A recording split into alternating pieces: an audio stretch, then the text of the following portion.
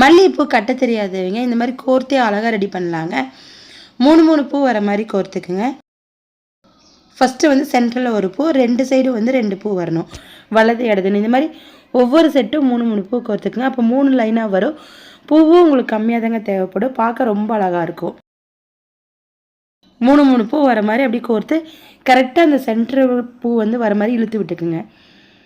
பூ கோர்த்து முடிச்சுட்டு நூலுக்கு மாற்றும் போதுமே நீங்கள் அந்த பூ முடிகிற இடத்த வந்து அழுத்தி பிடிச்சிக்கிட்டு ஊசி தாங்க வெளியே இழுக்கணும். அப்போ வந்து அந்த டிசைன் மரம் அப்படி நூலுக்கு மாறிடும். அடுத்த செட்டு கோர்த்துட்டு அதே மாதிரி தாங்க அப்படியே ஸ்ட்ரைட்டாக கொண்டு வந்து அப்படியே அட்ஜஸ்ட் பண்ணி வச்சு விட்டுருங்க. இந்த மாதிரி கோர்த்திங்க அப்படின்னா சுற்றி வர கோர்த்த மாதிரி உங்களுக்கு எல்லா பக்கமுமே பூ தெரியுங்க, பார்க்கவும் ரொம்ப அழகாக இருக்கும். லாஸ்ட்டாக ஒரு 2 முடிச்சு போட்டு விட்டுருங்க.